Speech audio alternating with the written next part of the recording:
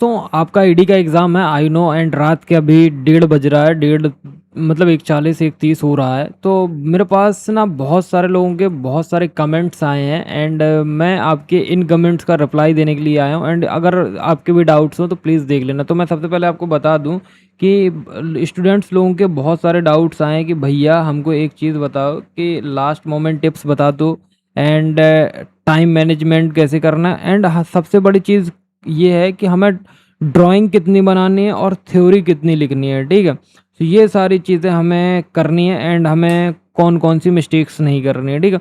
तो सबसे बड़ा जो कमेंट आया है, सबसे बड़ा ये है कि हमें ड्राइंग बनानी है या हम थ्योरी में पास हो सकते हैं। तो आपके सारे वन बाय वन आपके क्वेश्चंस का रिप्लाई करने वाला हूँ। तो आप लोगों को मैं कमेंट्स भी दिखा देता हूँ कि ये आप देख सकते हो, ठीक है? तो देख सकते हो मैं बता दूं कि अब जितने भी भाइयों ने कमेंट किए कमेंट्स तो बहुत सारे हैं बट क्या है कि मैंने इन हाइलाइटेड कमेंट्स को पिक किया है, ठीक है। तो सबसे पहले मैं बता दूं कि इन आपका जो सब्जेक्ट का नेम है उसका नेम है इंजीनियरिंग ड्राइंग, ठीक है। तो इंजीनियरिंग ड्राइंग का मतलब क्या है कि आपको ड्राइंग बनाना है, ठीक है, तभी आरजीबी भी आपको पढ़ा रहा है, ठीक है।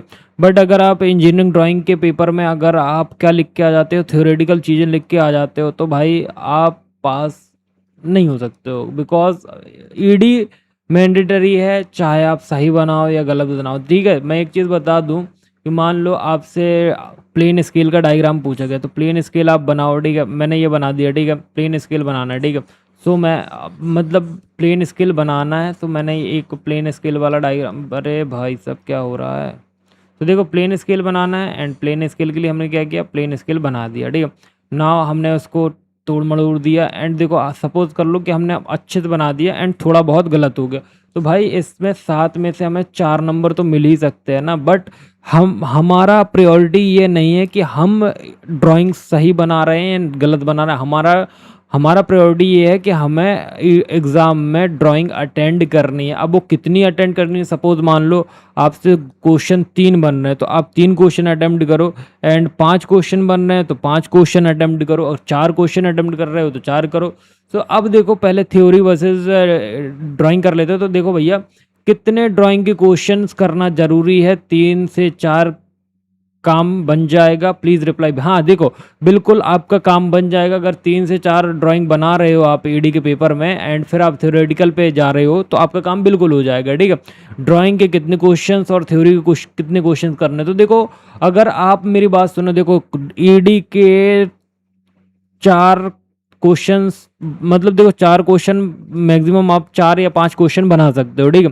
बिकॉज इतने आपसे बन सकते हैं, ठीक है। तो आप लोग अगर आपसे 5-6 बन रहे हैं तो प्लीज़ आप 5-6 बना सकते हो बट आपको मिनिमम 2 या 3 2 डायग्राम तो मिनिमम बनाने ही बनाने हैं। 3 डायग्राम मिनिमम, मैं 3 डायग्राम मिनिमम लेके चलूँगा, मैं एक एक्स्ट्रा ही लेके चलता हूँ, ठीक है। ड्राइंग अब देखो भाई ने क्या रिप्लाई किया, ड्राइंग बनानी पड़ती है, बिना ड्राइंग के थ्योरी चेक नहीं होती है, ठीक है।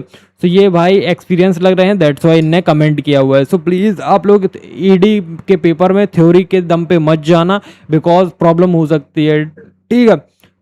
फिर नेहा करके कमेंट है, भैया क्या डायग्राम गलत बना हो तो उसके मार्क्स मिलते हैं क्या? तो देखो स्टेप मार्किंग होती है, क्या होती है, स्टेप मार्किंग होती है एंड स्टेप मार्किंग के आपको मार्क्स मिलते हैं, ठीक है। सपोज मान लो आपका पूरा डायग्राम सही है, आपने क्या किया है कि आपका जो यूनिट्स है यूनिट गलत हो गई हैं तो आपको मार्क्स मिलेगा, ठीक है।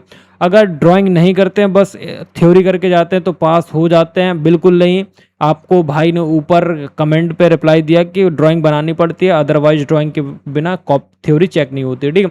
नाउ भैया थ्योरी से पास हो जाएंगे तो इसी टाइप के कमेंट्स हैं। तो मैं आपको बता दूं कि विदाउट थ्योरेटिकल आप चीज़ें नहीं पास करते। तो एक चीज़ ध्यान रखना, आप आपका जो पेपर का पैटर्न आता है देखो 8 क्वेश्चन रहते हैं, 8 क्वेश्चन के साथ साथ कितने मतलब 8 दूनी 16 क्वेश्चन, ठीक है।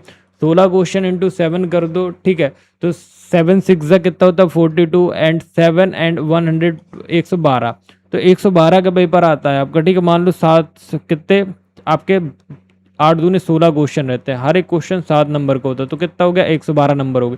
तो भाई आपको 112 नंबर में से 5 क्वेश्चन ऐसे ढूंढने, मतलब 16 क्वेश्चन में 5 क्वेश्चन ऐसे ढूंढने सेम हो ए बी पार्ट। मान लो आप ऐसा मत करना कि किसी का ए लिखो तो किसी का बी, तो मान लो कि आप कौन कौन से क्वेश्चन अटेम्प्ट करने वाले हो, ए बी, क्वेश्चन 2 का ए, क्वेश्चन 2 का बी एंड थोड़ा सा पेन, क्वेश्चन 3 का ए एंड बी, ठीक है, क्वेश्चन 4 का ए एंड बी, क्वेश्चन 5 का ए एंड बी, क्वेश्चन 6 का ए, क्वेश्चन 5 का बी।